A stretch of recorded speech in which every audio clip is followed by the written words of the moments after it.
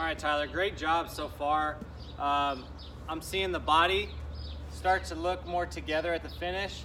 I'm not seeing the hips so spun out and the upper body so tipped back. We're still gonna have to go in this direction a little bit for a little while to get you into this left leg, into this left hip a little bit better, so that when the pelvis pops, it's post-impact.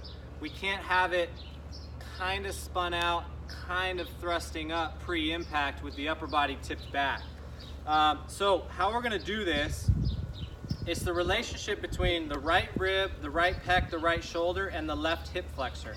Okay, so what you saw in Mac was this side of the body is getting pulled up, but this left hip flexor is getting turned in. So I want you to feel, just take your left hip flexor, take your right rib, and feel the relationship between right rib getting behind me, left hip flexor turning in.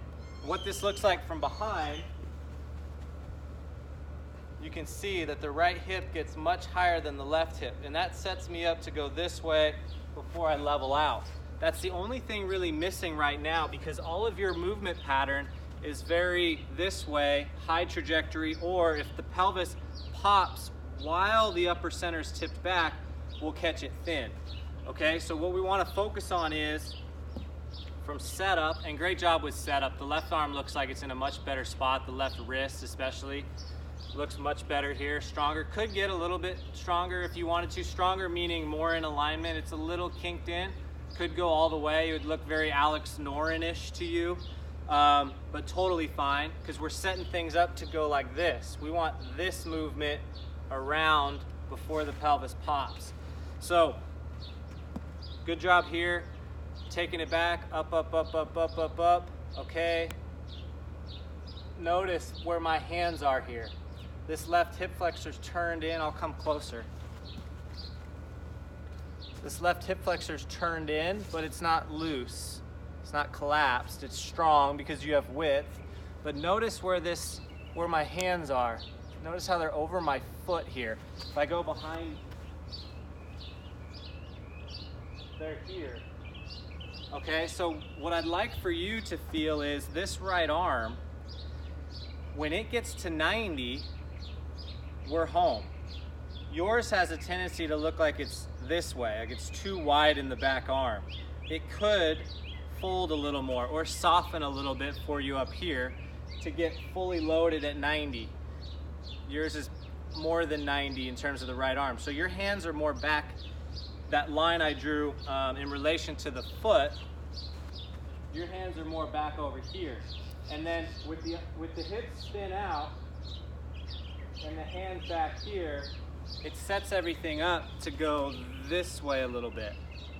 If we get the right hip, right rib feeling like it loads behind us, the upper spine extends this way, now everything's set up to get into this left hip for a little while and then level out later.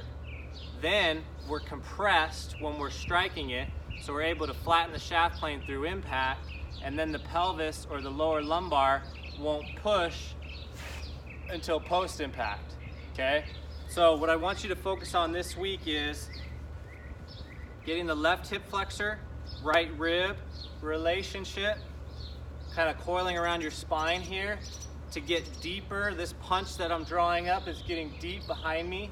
Then we soften the right arm a little bit so that the hands can get fully loaded up over your head, more on top of your right foot. Now I'm set up to move this way, compressing into this left side, into this left hip, into this left leg. Okay, now from here, then it's okay for this club head to jump in front. I'm still down and through, and then the pelvis pops and thrusts up to the finish. So in summary, great job. Things are syncing up.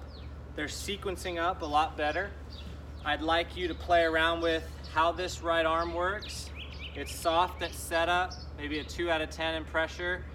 There's width in the takeaway, and then this right arm will fold, fold, fold, fold, fold, and get loaded back behind you like I'm gonna throw a football. So this stretches. so that it can react properly. Stretching this and loading this, but if it's too rigid, it'll be too wide out this way, and then if the pelvis tips, everything's going that way. If I show you face on, hands over here, this way, we need it 90, loaded, down, then firing. So it gets you to the bottom of the arc a little bit differently. So right hip, right rib, right side of the stomach, left hip, turns in better, right arm softens a little bit. Now you're on your way. You won't even have to think about this part. It'll start to build its way in there because it's set up to do this and then level out at the bottom of your arc. Yours right now, it's a little wide and a little underturned in the hip. We want it a little bit more like 90, more loaded, more turn, hands more over the right foot, sets you up to go this way, and it shortens the distance that your hands have to travel. Because if my hands are over here at the top of my backswing, and then my hips spin, now my hands have to travel all this distance to get to the ball. If I load this more up this way, now my hands are directly above the golf ball, or maybe just to the right of the golf ball. Then, when I shift my center of gravity to the bottom of the arc, the hands only have to go this far. And now that seems like it'll stick it in the ground, and it might for you right now, but that's where we'll work on some things on the other side of the arc to take this really fast, really direct hand path, level it out, and kick it up on the through swing. We'll work on that later. For right now, winding up, softening the right arm, getting fully loaded. Then, fully loaded, you're gonna react differently in transition. Bottom of the arc's gonna be different.